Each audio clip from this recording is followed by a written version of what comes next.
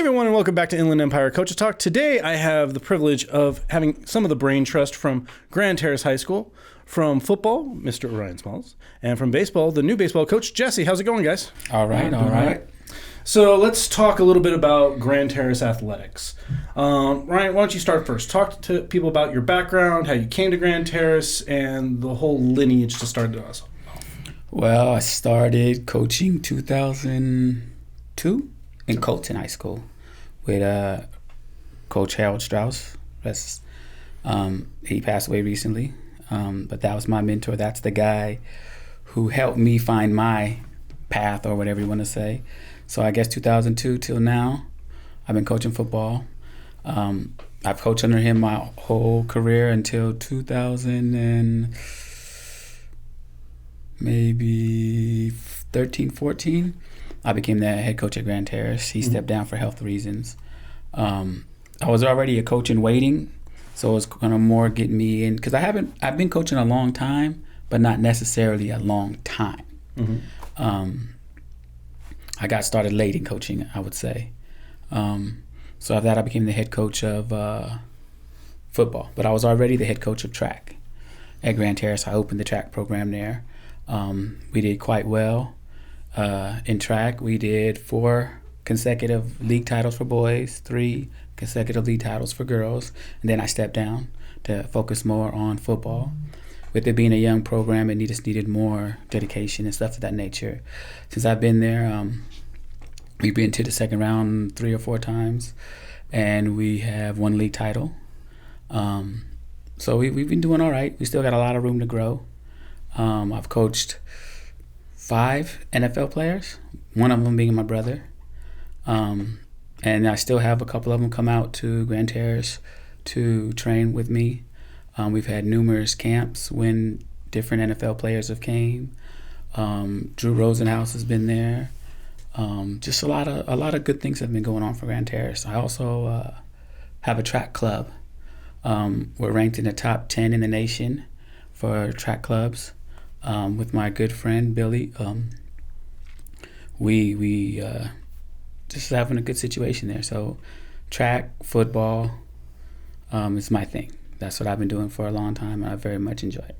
Excellent. And Jesse, so obviously you've taken over from Mike with the baseball program. Correct. So talk to people, because they might not be as familiar with you and how you came to Grand Terrace.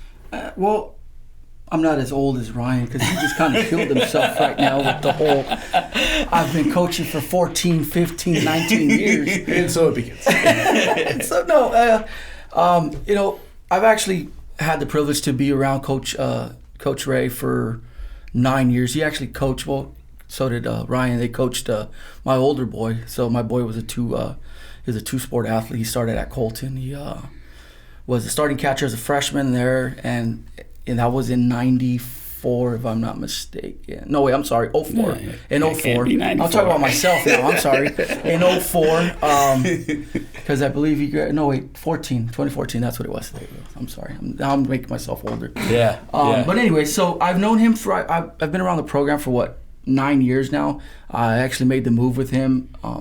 My son was one of the few guys that transferred over when the school opened, when Grand Terrace High School opened. He was the first graduating class, part of the first graduating class. A lot of growing pains with him as far as the school goes. A lot of, he happened to push limits that kind of put everybody, it opened up everyone's eyes as to what they were kind of getting themselves into as coaches with the new program. But like I said, he was a great coach. I actually learned a little bit about the style of baseball, the way it's played in, not so much I wouldn't say the inner city as opposed to where we're at now in Grand Terrace.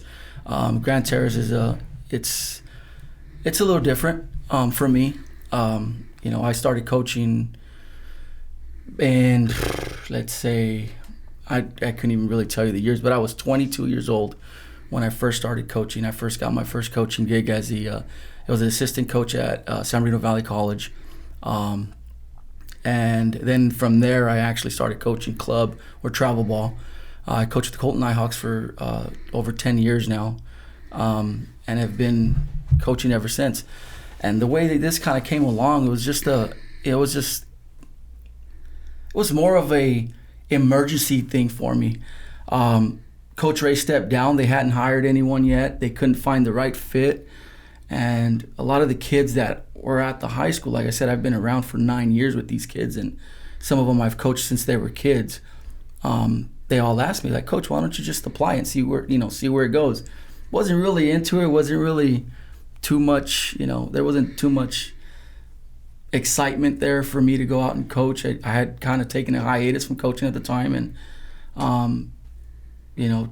here we are today. I mean, it kind of just fell into place, really, is what it was. And luckily for me, I've got people around me like Ryan that helped me out a little bit. He was the first call I made. I mean, said, hey, I just got the gig. He's like, I already know. He goes, I got you. Let's just, we're gonna work this. I'm like, dude, this is something different for me because I'm used to being able to do things my way, and I still to the day can do the same thing, but there's a little more, what politics I would say that are involved in things, because you've got to deal with, parents and just different things. You've got to follow, CIF protocols and your protocols from the district, but the program is on up and coming. I think I've got a lot of young talent, and I'm hoping to make some noise here pretty soon.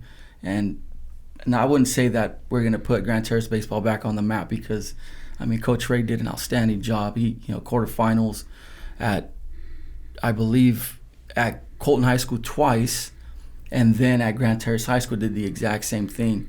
He's 92 wins. 92 wins says a lot. He had 92 wins before he actually stepped down. That's, those are big shoes to fill, but I'm up for the challenge and see where we go. Absolutely. I always love asking people about their journey when it comes to coaching, because obviously you two are fairly polar opposites, where you followed one of your mentors and then now you're like, oh, I'm taking a hiatus, but now the kids are stoking the fire to bring it back. Yep. So it's always great to hear everyone from different walks of life, and I think Grand Terrace is a great microcosm for different walks of life, where you already spoke to it, where Colton Unified had basically Colton High School, and the city and the clients that they serve are drastically different from block to block in that small radius. So I always take my hat off to the coaches and the communities that embrace the change and can help bring up a new program. That's I think one of the most difficult things to do now, I think, even as a coach, is, for example, you've got Colton and Grand Terrace that kind of they're literally a half a mile apart from each other. It's just the high schools. We're a mile apart from each other, and you've got kids that some kids want to go to Grand Terrace High School, other kids want to go to Colton High School, and it's just based on tradition or whatever their parents may have. There's a lot. I think we touched on it a little earlier when we're talking off air. Grand Terrace fought for so long to actually get that high school, and the people from Grand Terrace wanted a high school there. There's a lot of people who would have gone to Grand Terrace High School who ended up going to Colton High School, but then that comes into play where it's just the pride as far as where you come from. And I went to school here, so my kid's going to go to school here, and you deal with a lot of that stuff, and you lose a lot of great talent that way. But at the same time, you give the opportunity to some of these kids who probably wouldn't have the same opportunity somewhere else. And I think that's what makes a better coach, in my opinion. I don't know how Ryan feels about that, but for me, it's I always love the challenge and the difficulties of having to split the cost is really what it is. Yeah, when the school first opened, working at the school just is not in athletics aspect, but we had a lot of territorial on campus, where you had kids from Grand Terrace in one area, kids from Colton, because we shipped some kids from Bloomington. So we had some kids from Riverside, because even though we split with North, they worked out some deal where kids that are so close to Grand Terrace, they come to Grand Terrace and not to North. Main Street, all the High Grove area. Yes, because Main Street is the division right in front of Grand Terrace. Those kids can go to North or Grand Terrace. Mm-hmm. So when the school first opened, we had a lot of I'm from here, I'm from here, I'm from there. Like, that's where I'm from. And this is what it is. So when the school first opened, with your son being from Colton, you had Colton kids. So when you go right down the hill from Grand Terrace is Washington. Those are all apartments. That's a whole different breed of kid. And there's Cooley. And so you not like he said, like, it's not really inner city, but it's a different, like, this is where I'm from. I'm from the lanes. I'm from here. I'm from there. So you have all these different demographics coming to Grand Terrace now. And everybody wants you to know where they're from. So on campus, we used to literally see they're from there, they're from there, they're from there. And you would know if there was a problem because one group would move to another group's area. So that was the same thing on the football field. For us, you would have, kids would get along, but to a certain aspect, you may have a kid that was from Grand Terrace that's battling a kid, say, from Colton, and the kid from Grand Terrace might talk about the kid from Colton, like, oh, you couldn't make it over there, so you're coming over here. You know what I mean? Or same aspect, or you don't, this kid is tougher because he's from a neighborhood in which he doesn't have, and this kid is from a more economic standpoint, so you're not as tough as me because you don't know how to struggle as much. Where all of them are, there's tough kids and not tough kids. It had nothing to do with how much money their parents make, because you don't know what's going on in that household. You don't know how their parents are. So you can have a tough-nosed kid that's just, hey, I'm just tough-nosed. So we had to deal with that a lot when it first opened. And, his son being that first graduating class, it kind of moved out, and they said it, and then it kind of moved as they started establishing, like, we're from Grand Terrace. Like, yeah, he was from Colton. By the time he got done, though, he was from Grand Terrace. So now those kids that are graduating, they're like, we're from Grand Terrace. Yeah, it's interesting, like, working and living in Grand Terrace and being around it. So many people don't resonate with Grand Terrace as much as they do Titans. Yes. I'm a Titan. Not versus you ask somebody from North. No, I'm from North. They're not a Husky as much as they are. Yeah. That they identify with North because it has that tradition. Same thing with Redlands. Redlands has over 130 years. And the way that with Citrus Valley, when it kind of came about with Redlands, and now Citrus Valley, it was like everyone kind of, instead of having the shooting match, the Hatfields and McCoys, now it's like looking over here. So it's interesting to always hear, I don't like the word politics, but the dynamics of communities when newer schools are always created. Yeah, because at first it was, oh, I'm from Redlands. Then it was, oh, I'm from I'm from Redlands. And then now it's like, oh, I'm from CV. Because CV, they get kids from Highland. And those kids come over now. So they're still trying to they're fighting their different dynamics, I think, and they're starting to get their own. Brooks over there creating a great situation over there. They're starting to, they're winning games, they're doing things. So now kids can say, oh, I'm from CV, or I'm from Redlands, or I'm from Rev. You know what I mean? I think you hit it around the head, like they're starting to resonate from where they're from. Like right now, it's all I'm Titan. Like you said, not Grand Terrace still doesn't have that. Grand Terrace, don't sound too tough. Still sounds a little soft. You can say I'm from Colton. If you say from Colton, you're like, oh, okay, you're from Colton. Where in Colton? Because it's Colton still. Well, and I mean, we can't really say that Grand Terrace is that tough when there's Cooley Ranch as a sub. Exactly. See, this is where the problems start. When people start saying things like that. But then you get a coach like myself, it's a little bit rough around the edges, and we try to fix that. And I think that's kind of the I think that's kind of why they really took a chance on me. To be honest with you, I know that that's probably why it took them so long to actually hire me, was because of the same reasons. But I bring a different sense of toughness to the game, and just to the kids in general. I think because, like we were talking about again off air, kids like in Grand Terrace, parents usually they have to put on the gloves and the white gloves and kind of cater to the kid, and then you get a guy like me that comes in and coaches your kid, and like, wait, that guy's bald. Half the time I have a goatee. Well, he's got a goatee, or he's got tattoos, or whatever it is. Yeah, I'm rough, but get to know me a little bit better, and you'll understand who I am and exactly what I'm trying to teach your son. And it isn't just a game of baseball, but it's more of the game of life, understanding where you're at and understand that being tough doesn't mean you need to be and you probably have to cut it if I said it, but it's just one of those things where it's a mixture of both, I believe, because you actually still have to treat these kids with that care because of the way things are today. I mean, it's just, you just can't go out there and be an asshole to everyone and, expect results. It's just, to each kid, you have to treat them a little bit different, and some of them are a little tougher than others because of, because maybe they grew up 2 blocks down the street from, the next guy or whatever it may be, whatever it is. It's just a matter of, like you were saying, the demographics and all of it is just, it's a little bit different. But toughness is not so much related to Grand Terrace just yet, but I think we're on the right path to change that. And I think also community and culture can create toughness.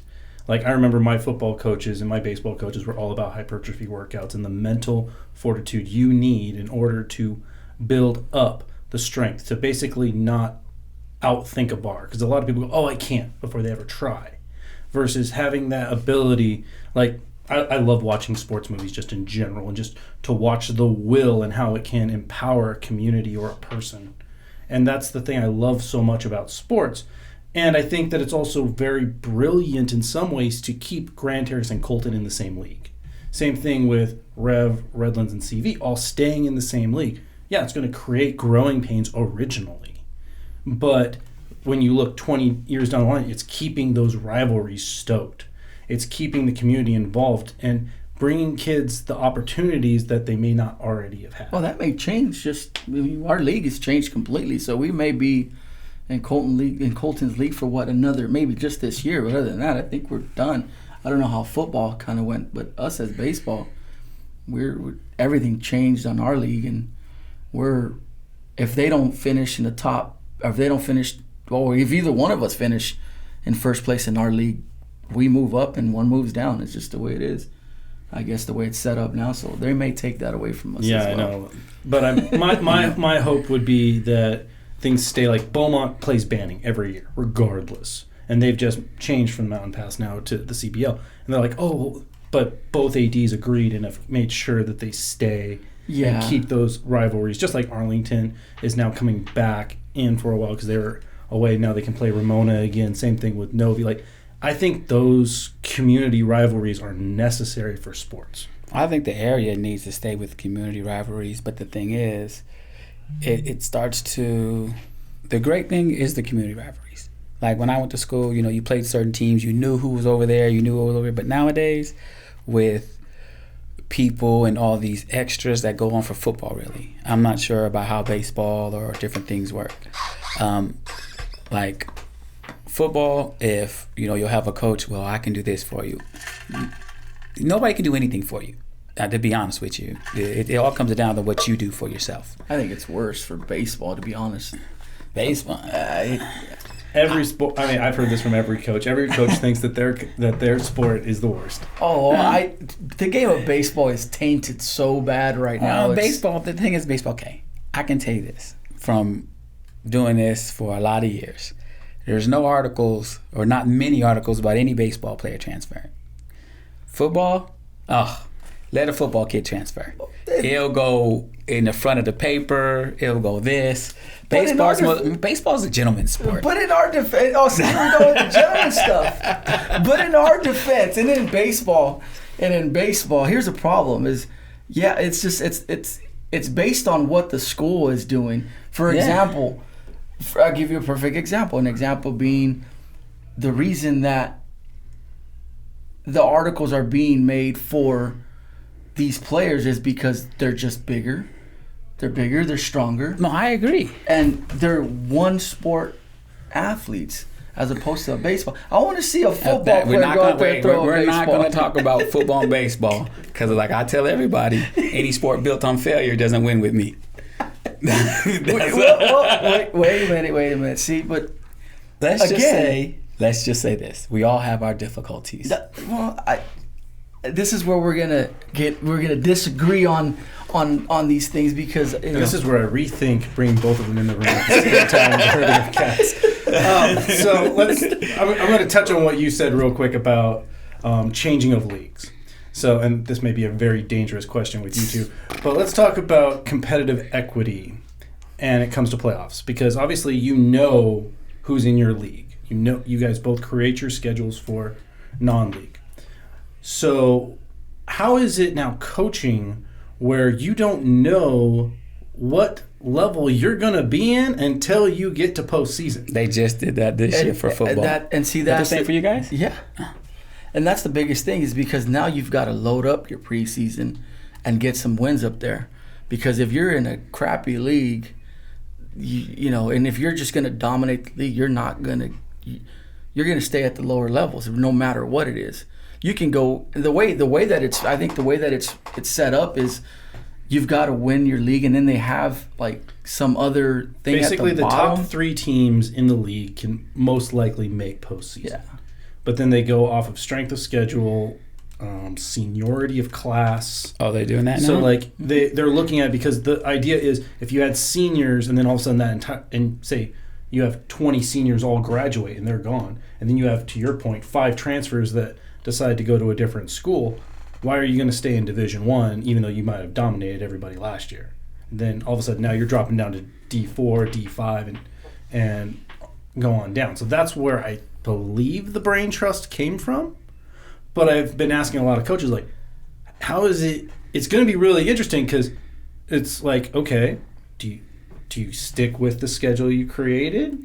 I mean, Centennial's still shopping week 5 right now, last I heard, but nobody wants to play him. Well, for us, we started off in Division 10. When this whole new change, we started off in Division 10. And by the time we're in year 4, we jumped from Division 10 all the way to Division 7. And we only, but that particular time we only had won 1 playoff game.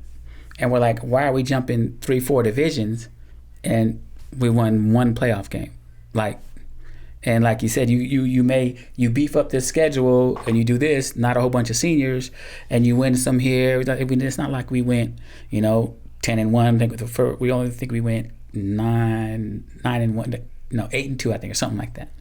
And we jumped 3 or 4 divisions, and we're like, we're not all of a sudden no powerhouse go from Division 10 to Division 7. It's like, why are we jumping so much? So it's because, Ryan, you're now Long Beach Poly. I think it's just a lot of things that I get it, but there's just so much more. I think where you go to those rivalries around your area, to a certain extent, now you're staying within that. You know this, you know that. There's a certain familiarity, those rivalries. I just don't know if I truly agree with all the, we want everybody to have a chance to win a CIF title.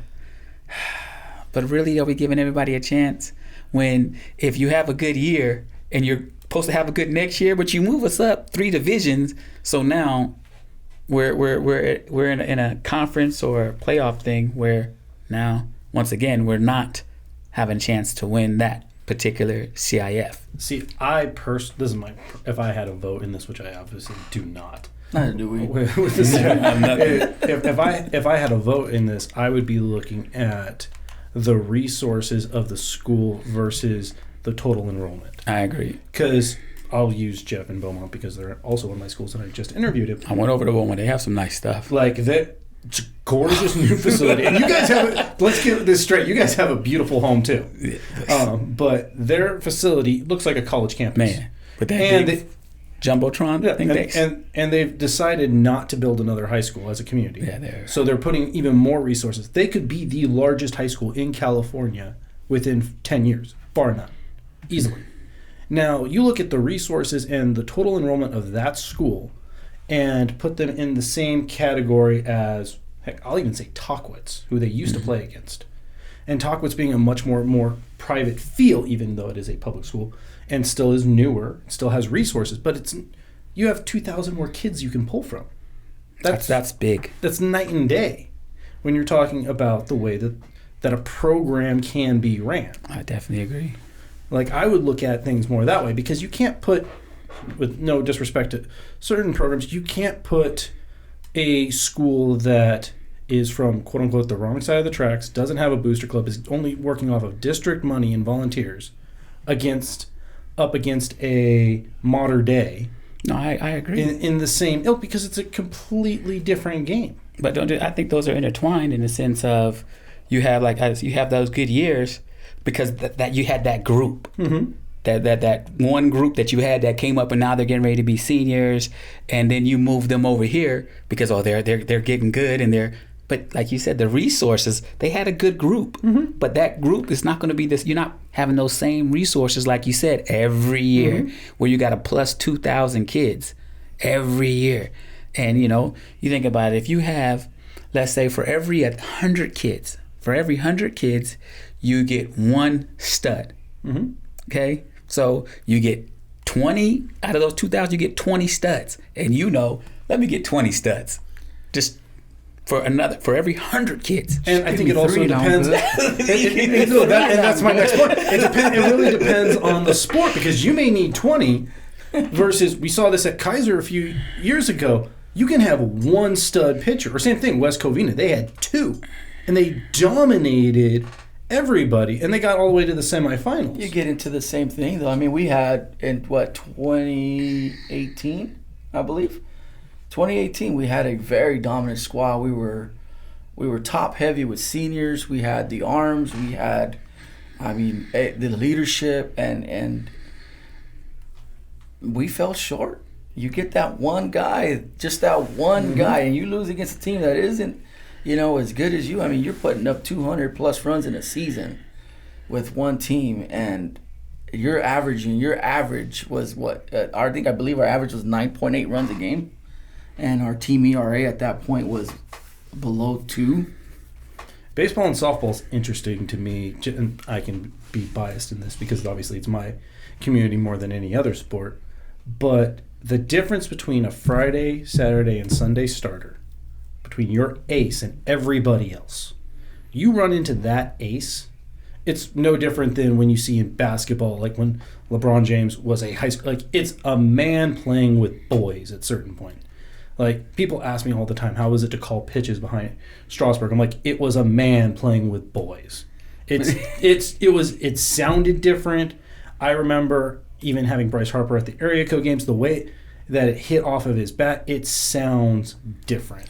And when you get that guy. But it's with football. When it's for football, I think it's a little different. With baseball, like he's going to need. He can have a star quarterback, and I think he had a pretty good one. He had some really good ones. But it takes. But you can't throw the ball to yourself. Yeah. Nope. You can't block football for is yourself. different. But I would also say that football is more at the high school level, like, because there is the community level. If they know that guy, you get a running back in football, and everybody knows after their freshman year that guy is going to Grand Terrace. All of a sudden, you're going to get, to his point, 4 or 5 transfers, because the parents know that if my kid is an O-line and he's in front of that guy opening holes, coaches are going to come to watch that guy, and they're going to see their son. Mm-hmm. So you have a little bit of that where all of a sudden a program builds up because of one guy in football. More so than other programs. And see, this is where I tell you that baseball is a little bit different, because you don't get schools to come out to watch your games.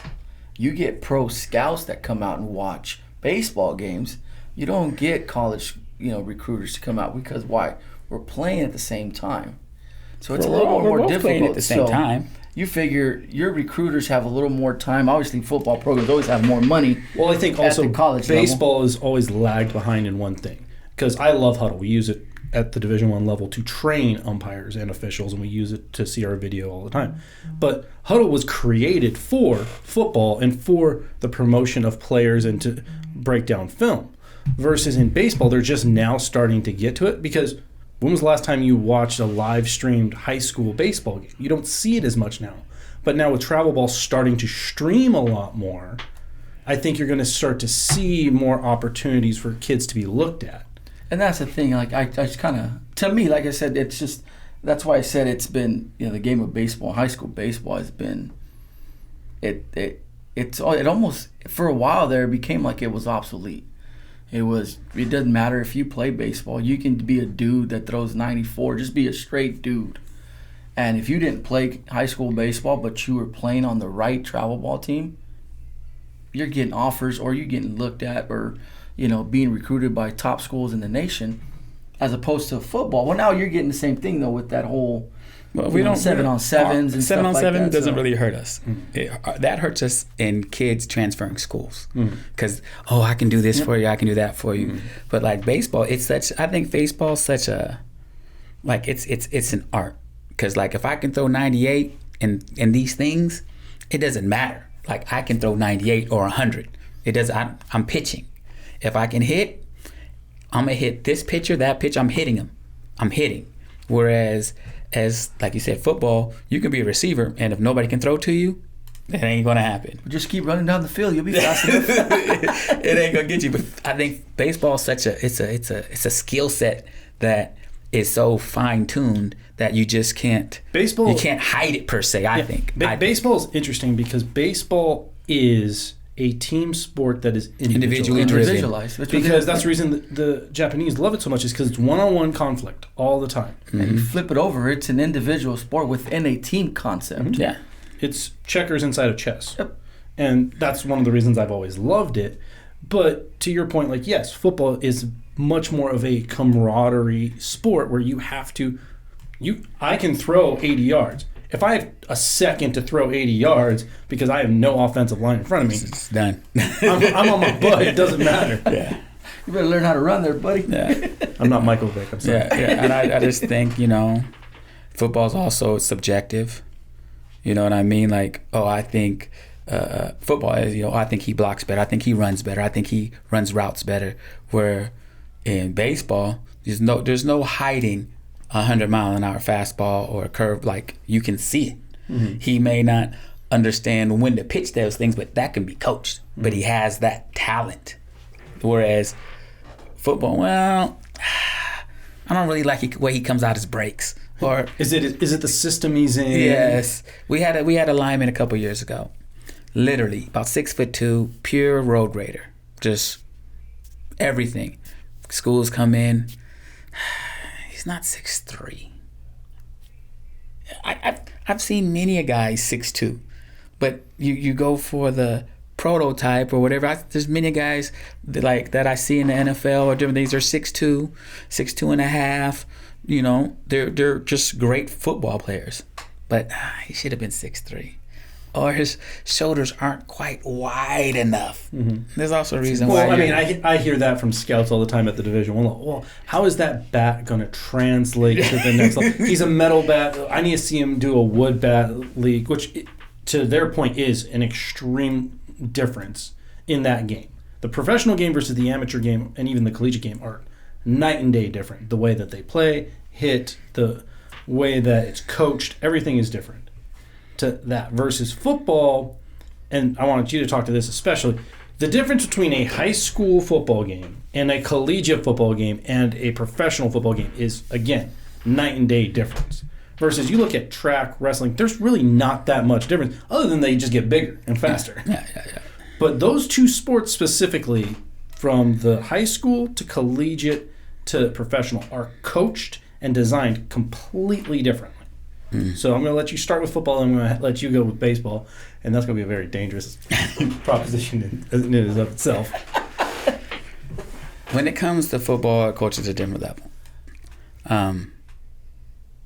It becomes, I think it goes more heart, to be honest with you.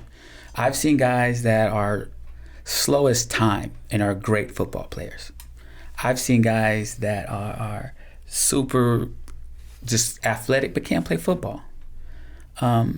It's gotten to a thing of, and I don't understand this part, it's so prototypical, meaning you need to look like this, be like this, and that means you're going to make it. And there are so many guys that don't make it.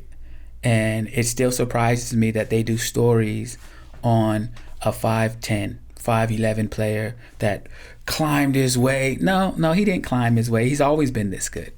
Is you guys try to go for the 6'3" guy that had no heart, know nothing, and you thought because he was 6'3" that he was a better football player, and he wasn't. He just wasn't. And you got like my brother plays for the Ravens. They just drafted a guy two years ago, Marquise Brown. He's 5'9". He's 160 pounds, roughly, maybe 170. If you see him, if he walked in this door right now, you'll be like, there's no way. He went in the first round. Great speed, great explosiveness.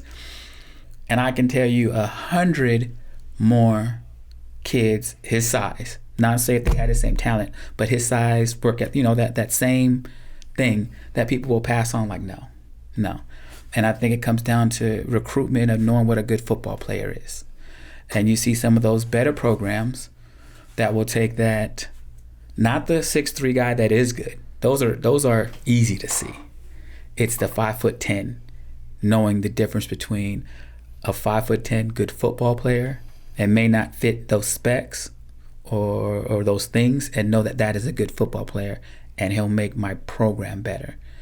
I think a lot of the times that going from the pros, I think, do a great job of saying, I don't care how big you are, what size you are. If you're a good football player, we're going to find you and we're going to take you. I think college, they go up and down. I think the better programs do better at it because maybe they have the ability to take a chance on a kid. Because we got the 6'3" guy because he's 5-star. We got him. And they're able to take a chance on the 5'10" that's a great football player and get him into our program and let him do his thing, rather than that mid-range school that's like, we can't afford to take too many chances on a guy that's 5'10". We need the 6'3", even though he may not be good, but he might be. But then that's the reason why they stay at the mid-level as far as winning games. I've always loved and appreciated, it doesn't matter what sport we're talking about at this point, the coaches that create from the island of misfit toys. Yes, I kind of like, I love Moneyball for that I watched reason. it so many times. And I just love, like, you look at a Boise State that should never have happened, UCF that should never have happened, but the way that they create North Dakota, and all those yes, Utah State, it's like the way they find people, and you're like, wait, what? How? And then they surprise the nation. You're like, no, they're just finding the guys that everyone went, Exactly. You hit around the head. That's I mean, exactly Gary the difference. Adcock does the same thing at CBU, just in our backyard with baseball. And he's just a winner. But I I like that phrase. The that just they know what a good football player is. Was it that Toy Story where the toys just kind of plug each other in and they're like different, just misfit toys where he just throws them off and they just kind of. That's pretty much what it is. You Are you talking about Sid from Toy Story? There you go, that guy. There you go, see that guy. the ball kid with the tattoos? You know what I'm talking about, right? So what does he do? He grabs just broken toys and starts attaching them, and I mean, obviously he destroys them. He doesn't help them, but just take a different concept to that. You'll be okay. No, but I like that phrase. How they get those other guys, the guys that people say, your arm just wasn't long enough. But I think that comes with confidence within the coach, I believe. Because if a coach doesn't feel confident enough in his craft, he's not going to take a chance on him. I mean, it's so easy to go out and, like you were saying, get that guy, that 5-star guy. And if you happen to come out and you get him and you've got a bit, let's just say, for example, USC. USC hasn't been good for a few years now. I love SC. But they haven't been good for a few years now as far as the football program goes. But they're bringing in all these 5-star recruits. Why aren't you winning national championships? Well, I mean, you look. I'll use baseball for example. I mean, Gillespie, God rest his soul, man, he put USC baseball on the map. Exactly. Now you can talk about hubs and now Gil like at SC trying to build them back, and they've been to 2 regionals in the 20 years that Gillespie has been gone from their program. Versus you look right next door with Cal State Fullerton, and they've won national championships. They've had a 25-year run in regionals. They made a regional every year. They don't have football. They've had 4 different coaches. All now are probably going to be going to the Hall of Fame in some aspect. But the way that program's created, to your point earlier, continuity, is been very impressive just to watch from an outsider's perspective, even though it's a mid-major. And you just, because what you need to do is you kind of look back and take a look at what players they had. And to be honest with you, these are guys that weren't recruited by USC, UCLA, or any of these big schools. Good baseball players, just good. You know, for example, I'll give you a perfect example. I mean, Nolan Arenado was great, and he wasn't sought after as a high school kid. He wasn't very, it wasn't something that he looked awkward when he threw the ball. But to be a Hall of Fame third baseman, can hit anyone. But it was awkward. How can you say that about a Hall of Famer? I love the fact that baseball's now started to join the rest of us in the 21st century when it comes to analytics. Because you look 15 years ago, nobody was looking at Mike Trout because they said he was too big. He was not the stereotypical center fielder because he looks like a linebacker. Yeah, I mean, that's just the fact. Like we all said, oh, baseball again, same thing. Shortstop needs to be at least 6'1". David Eckstein came in and go, no, hi, I'll be here and suck everything up. So every sport has their example, which I love. I think it's actually more of a compliment to the high school coaches that push those players and aren't jaded to your point of, well, the kid's not 6'3". He's not going to go to a San Diego State because they're Man. But at the same time, how do you get those kids out? How do you give these kids life basically after high school football or after high school baseball when you're bringing out the coaches and they're telling you that, well, he's just not big enough, or he's just not fast enough, or he's just a slight, a tenth of a second too slow on his 60 as far as baseball goes, or a tenth of a second too slow for his 40 at this position that we're trying to recruit for. See, I would argue that you're bringing in the wrong coaches. So, example I can use, because I was the crew chief for the NAIA World Series a few years ago, and with the NAIA, you might as well be watching a Division I program because it's mostly the kids that couldn't make grades. Yeah. Because NAIA has very different recruiting pieces versus, as a baseball coach, you might be calling and sending stuff to Savage. You might be sending stuff to Gill and whatnot because, yes, that's where your kid says you want to go. Versus you go, you know what? You may not have the grades, but let me talk to you about Rob at Westmont and bring that around because he has, and same thing, Adcock before he went to Division I, when they were NAIA originally when he got there, and he has more draft picks than Cal State Fullerton does in the same amount of time. And Cal State Fullerton's won national championships. But it's because he was always looking for that type of player. And I think it's a coach's responsibility at the high school level to figure out, okay, yes, these are my blue chips. These are the ones that make things go round. That's what gets my name out there as a coach. But then these are the coaches that will actually look at some of my players that are, to your point, a guy that isn't the stereotypical guy. And I think that's some of the art of coaching. That's the reason I always like to ask, what do coaches do to promote their players? That's a coach's job, is to do his job, and his job is basically to do that.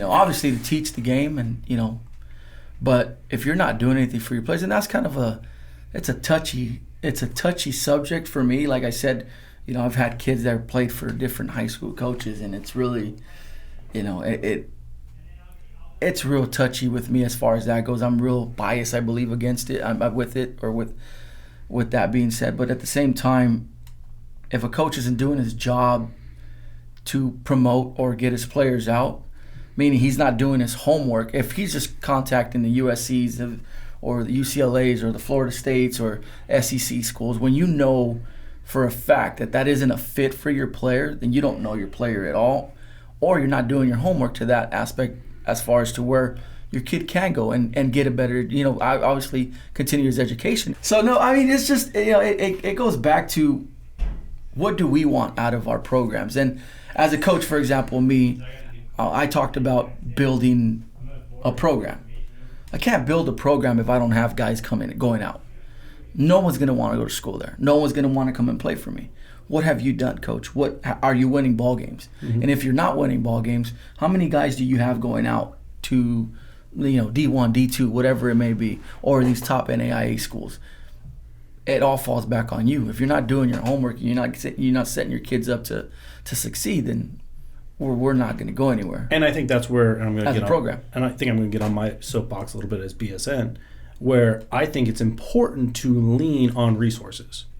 And I don't think enough coaches realize the resources that are available, at least through BSN, because I mean, you guys have seen we've had over 50 different webinars that have gone out there, versus my job is to take stuff away from you guys and give you more time, because I think so many coaches nowadays, it was one of the things I was talking to Jeff about a lot from Beaumont, where when we were all kids, I'd call you up, hey Jesse, we're going to go play baseball over at Pico Park, 2 o'clock. Cool.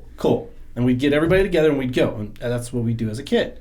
Now the parents are, to your point of the gloves, all right, Johnny, you have practice at 2, then we have a piano lesson at 3:30, and then we're going to go and get, and they already have made the schedule for the kids. Did you have a piano lesson? Oh, he did cello. I'm going to learn to play. Actually, I do like the piano and guitar. I think are great instruments. It's the guitar, by the way. Hey, the thing you play, okay? For me, it's a banjo. I know, and you know what? And that's the funny thing that you're saying that right now, because how do you compete as a coach with what? How does a kid tell his parent, no, I'm not going to do this. I'm going to go play, and just go out and get dirty and do what kids do? Football's different. Football's different in this aspect. The smaller schools. I see some soft football players. No, not about being soft. No. There are some soft football players, but the smaller school, the better grades. Mm-hmm. Yeah. Oh, when it starts getting your Division 2s and 3s, and not NAIA, but those other ones, so their budget's different. So their grades have to be. Yeah, well, you look at the University of Redlands. Redlands is at a D3. Cannot give a scholarship. I had 4 kids go there. They can't give a scholarship, but they can give academic scholarship, and they can give leadership scholarships. Mm-hmm. So you can't go for an athletic scholarship in Division 3. They get that Cal Grant money, but they got to have great grades. Yes, you do. So that's the part where I run into those parts where they don't want to go to NAIA for football, because that's they're like, what is that? You know, not that it's bad. No, and I would tell them, look, some of those. I went to school in the Midwest. Oh, I'm from the Midwest. I went to Millikan University in Illinois. You put a Georgia Gwinnett up there in football, I'll put them up against Bama right now. There are some those schools. Those guys are freaking There are monsters. Some schools in the Midwest and South. It's a whole different. California has nothing on over there as far as tradition and it's football. Different. It's just different. We have to look at it. You have to think about it. They are bred differently out there. It's just, and when I say it's cold, and it's the only fun thing to do is play hockey. Hey, what can you do? I'm more getting into the aspect of the grades go higher. Mm-hmm. So, football it's just the dynamics, and the budgets for those schools aren't the best. So they can't really come out here and see. They got to go strictly off of film. And there's so many schools. You got to tell, like I tell our kids, to get on there. I've had kids go some Division 3s and some NIAs because they got on the different little websites and emailed the schools, and they go to that showcase in LA with Donahue in the little schools, and they get picked up. I had a kid, he went to Kansas Wesleyan, Jay Mix, his father coaches with me, Mix, and they win a conference championship, got a nice ring, great stuff. I forgot something. It's a Wesleyan. I know they're purple and gold. But he had a great situation. Mm-hmm. Got to school, he's doing great. It's been a great experience. And I try to tell the kids, go out in the world and have a story to tell. Go do something other than be here. We'll be here when you get back. Mm-hmm. Go have a story to tell. And but I think those schools, some of them are hard to find, per se. They're not hard to find, but they're hard to find. They don't have the marketing budgets and the sexiness. But a lot of those schools have figured out how to make $1 out of 15 cents. Yes. And they lean on their resources more so than... Because, okay, I can say, sure as I know my name, the University of Michigan wants for nothing. They have the largest alumni association in the world.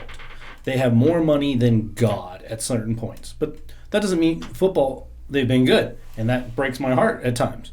Hockey, they've dominated, and now Mike's bringing back baseball, and they're starting to make it. Softball dominates.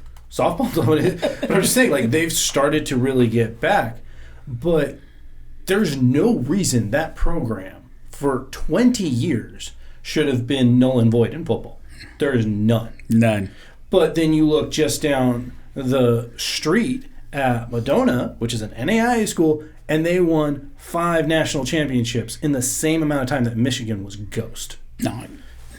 But they both wear Nike. They're very comparable. You look at yes, the big house is the big house, but you still look at the quality of the field that they're running on. You might as well think that the 80-year-old groundskeeper comes out there with a pair of scissors I and know a exactly level what you mean. all day. But where does that come from? I mean, like where does, at some point, where do we look at it and say, how come this player right here, who is just as good as this guy over here, isn't competing at the same level? And why isn't he not doing that? And it has nothing to do, obviously, it has not, at some point you have to look at it where it's, for me, I give it to you like this. Where I grew up, let's say I grew up in Torrance. I went to Narbonne High School. That's where I played ball. It was just a whole different environment. And I know this because when I played football at Narbonne, I saw Crenshaw come out here, Dorsey High School come out here, to Colton High School, play the toughest high school in the area. Okay, at the time they had Bradford, they had all these guys. Jimmy, yeah. And I saw these dudes literally punch every single one of these dudes in the mouth and waited for a reaction and never got it. And you're supposed to be the tough guys. You were the bully on the block. Mm-hmm. But you're coming from that area where you have nothing, and this is your only means, right? And that's how they took it. As opposed to where nowadays it doesn't matter where you're from, I don't think. It just, everyone is trying to be a pro athlete at some point, and parents aren't giving their kids the opportunity to build that mental toughness because they're going out and they're doing everything for these kids one after another. Whether it be, I'm surprised that some of these kids' parents don't tie their shoes. Mm-hmm. And I don't disagree with that. And which is one of the reasons I disagree with what you said originally, where a game built on failure isn't, because I actually think that every single athlete, personally, should have to go out and try to hit a 90-mile-an-hour fastball. Oh, I think it's. I definitely agree. And because I just think like to talk to my baseball guys. Oh, no, but the mental fortitude necessary to actually get through it, and I think that's why parents are frankly hurting. We don't wear face masks, just so you know. Hey, I honestly, I played. Hey, guess what? We're probably all going to be wearing face masks this year. Hey, I definitely playing baseball. I love. I think it's a great sport. I'm trying to get my son out. Called him, get my son to play. I like baseball. Playing it, watching it, it's a different ball game. But I do think baseball, like I said, it's a hitting a baseball. There's nothing like it. Mm-hmm. That ball coming down at you, that inside pitch. Circle with the cylinder. Man, there's pitches. There's nothing that I could compare to saying how hard it is to hit a baseball. There's no sugarcoating it. And which is great because across sports, it always says the hardest thing to do, old Yogi Berra, is hit a round bat with a round ball square. Great. We all know that. But now parents, to your point, are trying to do it for them. And I'm like, or the kid strikes out and you have the Italian dad going, we don't strike out and yelling. Like, okay, you've just amplified that failure for your son. Or then you have the mom going, no, it's okay, Johnny, you'll get him next time. It's like, and then they want to give him a snow cone afterwards. I'm like, what are we doing? Like, teach them to embrace failure and not to look at it either as a negative or that it's null and void, because there are consequences to every action. We all know that in life as we grow. So we have to look at those opportunities. And I think it translates to football. I think it translates to everyone, because I tell kids all the time that, or even when I'm training umpires, there's always going to be somebody better. You're going to get punched in the mouth. You might be, like when I put in my recruiting video, my baseball coach, when I got to college, literally put me down and he goes, here's your recruiting video. All right, you have 2 hours. I need at least 50 things that you did wrong from my highlight reel. I had to find the hole in my swing. I had to say how I took the arc wrong on a double. Like, you had to write down and look at your failures, because he goes, you may be a 500 hitter in high school. You'll be lucky if you hit 300 here because you have the following holes in your swing. And you have to look at that in order to build and continually educate. Because I think so many parents are like, oh, you made the D1 scholarship, baby. That's great.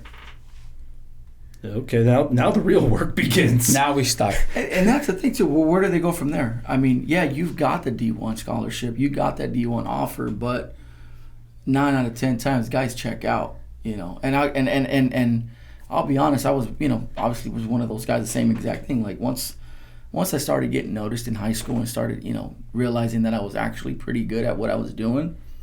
I mean, mind you, I was a, you know, hell of a football player, I think, because I played with intensity, just with anger. I played baseball with anger. Didn't realize that you kind of have to tweak your anger a little bit when you play baseball. But I played baseball with anger, played football with anger, and it just became easy for me. And I know, you know, Ryan asked me one time, I was like, dude, why baseball? I'm like, football was just easy for me. So, you know, it wasn't a challenge. And to me, like, to kind of hit on what you were saying is, I wanted to embrace the failure in the game, and that made me love the game and fall in love with the game and want to teach the same demeanor, the same mental toughness that I needed to endure or go through in order for me to become a better person. Not even just a baseball player, but a better person is what has gotten me to where I'm at today. And if I can get that to 3 or 4 of my guys, I'm winning CIF. And I say that to everyone. And I'm not that coach that says I'm not going to win or someone is better than me. I'm actually the coach that's going to tell you the other way. I'm going to be the best coach on the field. It's up to you to prove me wrong. Figure that out. So if I can mentally tell myself that I am the best at something, why not try to show it to everyone? And the same thing with the kids. But now we go back to the parents. It's like, well, my son is the best at this.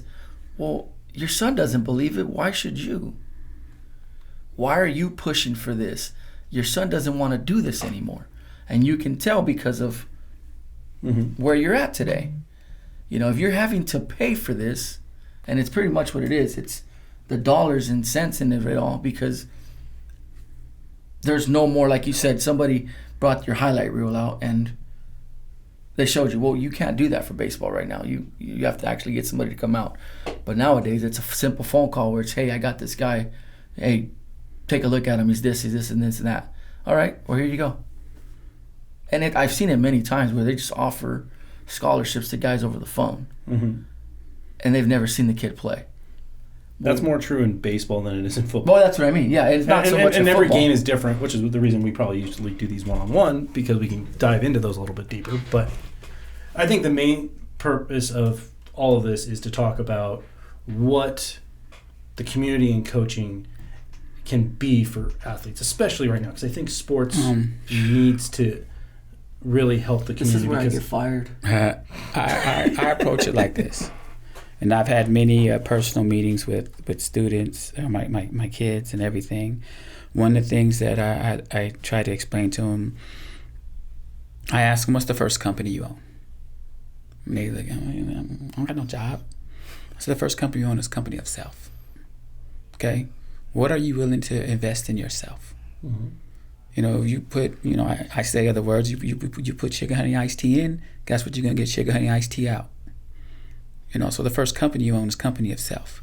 When you get up in the morning, do you love yourself? Yeah. I know, look at you dressed. Your pants are creased, your shoes are nice, everything. Okay, but what are you putting into your company? What are your grades like? What are you doing for yourself? And they look at me and I've never thought of company of self. This is the first company you own.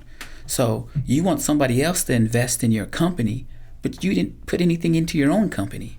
So why should anybody hire you? But yet you want something for nothing. So this is the company of self. This is your first, you're a CEO. You are the richest person you could be right now. And you're willing to do nothing with it. And they just give me that look. And it kind of goes what you guys just said. Like, kids have their parents do everything, so they feel they ain't got to do nothing. Mm-hmm. So they've never thought of the first company you own as the company you walk around in. I always have, and it's on the board in my office, the two of the quotes that my grandfather always told me: control what you can control, and for everything you gain, you lose, and for everything you lose, you gain. So what are you willing to lose today to gain for tomorrow? So that's it, yeah. And that's two of the foundations of how I built up my life.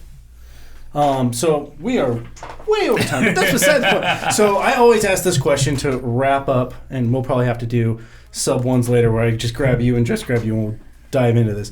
But right now during the pandemic, I've asked every coach as one last question: if you could tell one thing to your parents, to your kids, to your staff, to your community of hope, what would it be? Of hope? Yes. So as we move forward, we now have a roadmap, which we can delve in so that way you get fired later. But we now have a roadmap for this 2021 year. What one message would you say is a springboard from now till we get to season?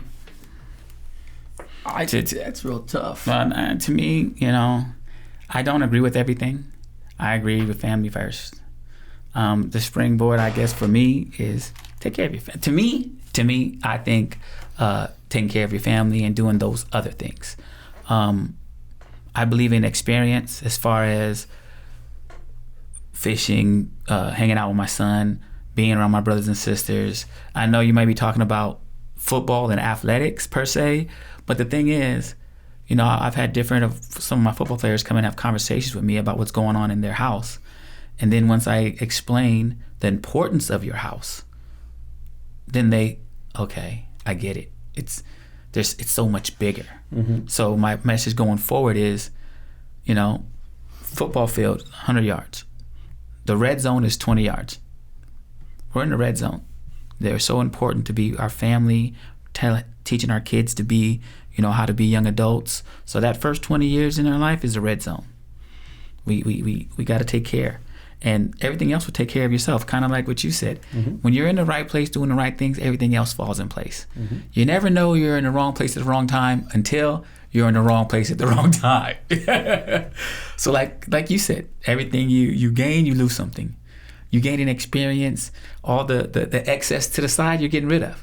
The mistakes that you would have made for gaining that experience are now gone. And this is what I'm just getting from what you tell me. Mm-hmm.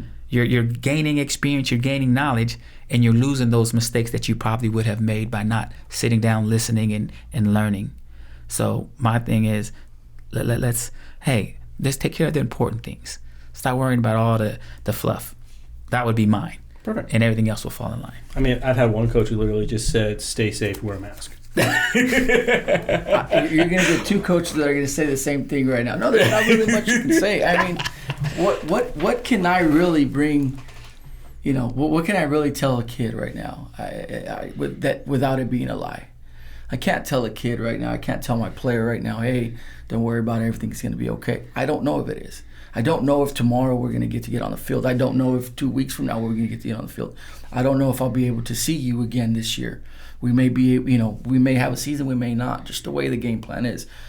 I mean, obviously, the relationship that I have with my players it's a little deeper. It's a deeper cut than most coaches, because I invest myself fully into something and into my program. I've done that. I've done so for many years now, and I take the time to actually get to know my kids and understand where they're at in life, and so even my past players, like I talk to them on a daily basis pretty much, and that's not a lie. And the only thing that I can tell you that I did tell my players is, just keep moving forward. Everything's gonna be okay as far as life goes, but as far as the baseball thing goes, I can't really give them any advice on what to do, because in the back of my mind I'm telling myself, hey, tell these guys, make sure that they're out there getting their work in, they're doing this, they're doing that, taking care of business to make sure they're ready for season. But then, the facts is if I tell them these things, then I'm exposing them to, to this this thing that's out right now, and I don't even like to give it a name because to me it's just it's a sad situation where we're at today, and unfortunately sports is what's going to get us back, I think. Who doesn't love sports? Look how intrigued everyone is right now with basketball, soccer. I don't watch soccer. I don't. Oh, I love soccer, and I'm watching the games now. So I mean, it's tough. It's just a real tough. It's a tough subject and a tough question and even something to address with players. It's just, again, how do you address something when you don't know the certainty of it? So, And I think the first step in that, and that would be my message from hearing both of you, is being real. Yep. If the first step is real, I think it shows parents, communities, players that it's okay to be real as well. No, my man, Coach Josh, when I first met him, he says, football's how we met. That's my thing to my kids. He told me, character, you build great character, the wins will come. Mm-hmm. But you have great character in your kids, your players, you build great character in these young men, everything else will take care of its own. So what I built on that was, football's how we met. That's just how we introduced ourselves. Like right now, we met because I'm the football coach at Grand Terrace. Mm-hmm. The thing that's going to develop after this is we're not going to ever play football against each other. Mm-hmm. That's just how we met. Yep. That's that it. Sucks. But you understand what I'm saying? There's turkey bowls every month. I won't play in them. To be honest. I tell kids all the time, I'm not running around with you. I did all my running and banging and all that. It's done. I don't do none of that. I'll call some plays for you. But football's how we met. Mm-hmm. That's how I approach everything. There's certain things, we just met a certain way. We didn't, football brought me this. It'll meet some great people. You know what I mean? Wouldn't have met him without football. Wouldn't have met you without football. I teach these kids, football's just how we met. So let me teach you about life now. Help you develop your story so you can have some of the best stories that there are when you come back and visit. Like when I came back from the Midwest, from college, I got so many stories just of different things. You know what I mean? Some good, some bad, but I have stories. Just depends on how you dictate bad or how you... Oh boy, here we go. That's just me though. That's just me. Well, Ryan, Jesse, thanks for being on the program. If anybody would like to be on the program, please reach out. Past that, God bless. Stay safe.